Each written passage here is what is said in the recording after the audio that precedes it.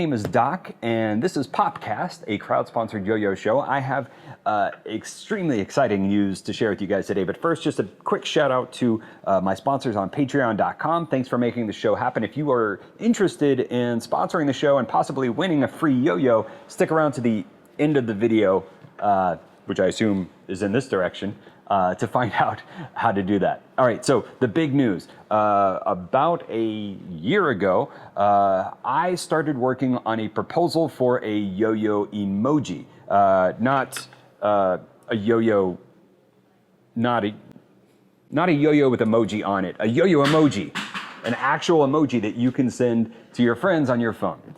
So backing up even further, a friend of mine, Jen A. Lee, created a dumpling emoji proposal. And after that was successful, I mean, like, the world needed a dumpling emoji proposal. That should have already been in there. She helped create that emoji. And afterwards, she and her friend Alex created this site called Emojination to help people like me also submit proposals for things that should have been an emoji to start with. So obviously, there hasn't been a yo-yo emoji, and there should be. So I wrote a proposal, and I'm so excited to say it got accepted. I just found out that the yo-yo emoji is coming to your mobile phone, smart computer device. It's coming in Unicode version 12. So if you're interested in how the whole proposal process works on the back end, so the Unicode Consortium are the people who go through and approve what gets added to the list of Unicode characters. And that list is getting bigger and bigger, but they're obviously not trying to just let anything through. They really want to make Unicode useful by not just allowing multiple items that are the same things or whatever. So when you write a proposal for something, you have to kind of prove that people want it, and you have to show how it could be used. So the paper that I wrote for them was basically like a high school history report of yo-yoing. It was just talking about like famous yo-yos in history, and ancient Greece, terracotta pottery with drawings of yo-yos on it and stuff like that.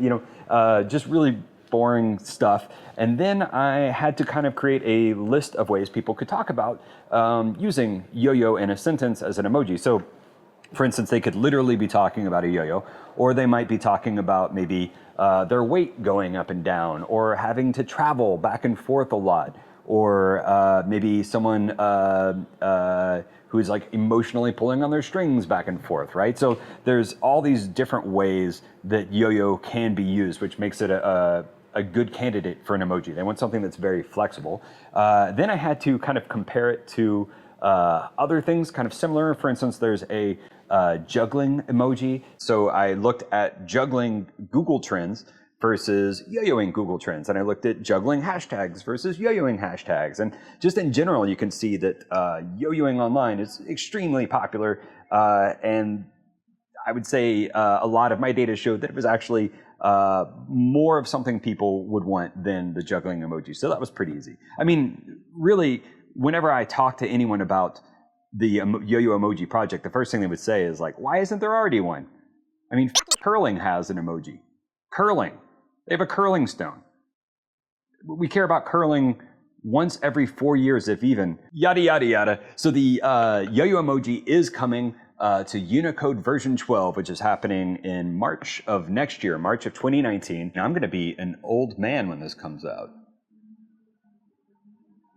Older. Okay, no more talk about emojis. I have a new trick I'm going to show you, and I think you're going to like it.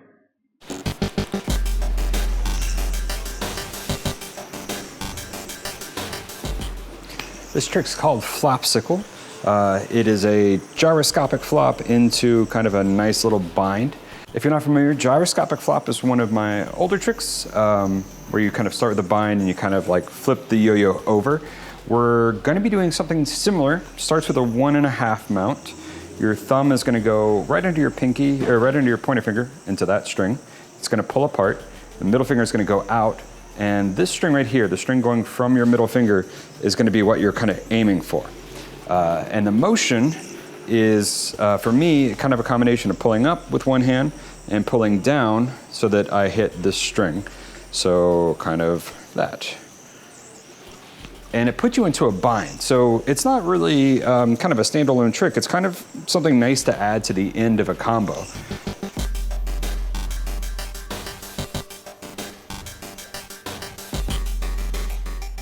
A couple tips here for the Flopsicle.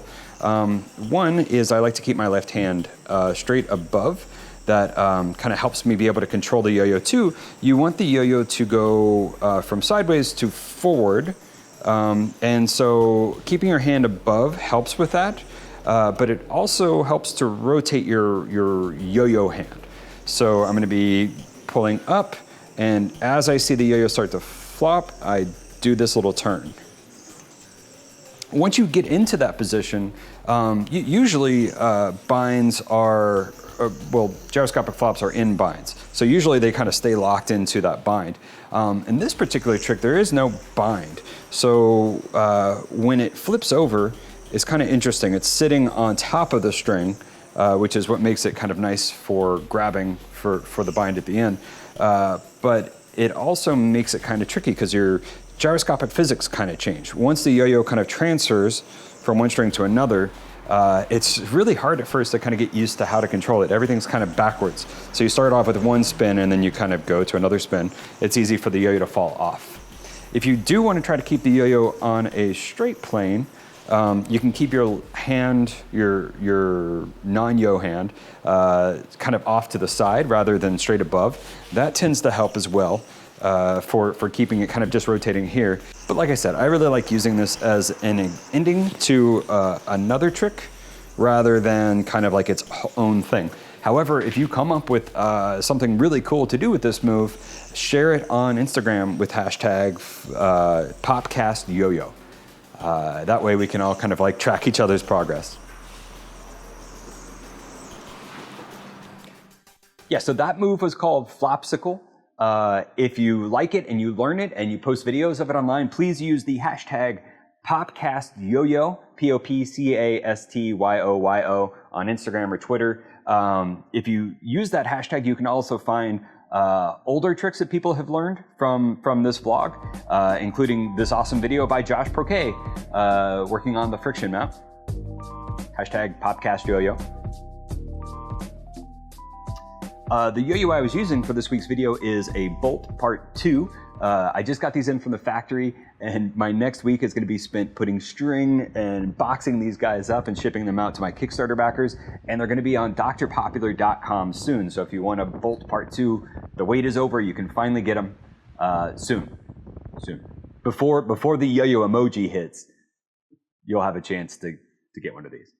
So that's it for this episode. If you like this show, you can sponsor it on patreon.com/docpop. All of my sponsors not only help make these videos happen, they also get 10% off of yo-yos and items on drpopular.com, such as the Bolt Part 2. And they get entered into monthly yo-yo giveaways. This month's yo-yo giveaway is a Shibari by notcreators.com. This is an awesome yo-yo by Josh and May. And next month's yo-yo, June, is a brand new, unannounced, super secret prototype from OneDrop. This is something that OneDrop hooked me up with to give to one of my Patreon backers. So if you're interested in winning a free yo-yo and helping make this yo-yo video happen, patreon.com/docpop. Oh yeah, speaking of OneDrop, I actually just got some of their long cuts string, which is their own blend of nylon and polyester. This stuff is amazing. It's kind of coarse, considering I often throw like super soft nylon strings. This is nothing at all like that stuff. But this is great because it has a lot of weight and a lot of stiffness. So I find that it's really fun for like kind of whippy tricks because it really holds its shape in the air and just has a lot of kind of velocity to it. So yeah, great job on this string, guys, at OneDrop. Killer job.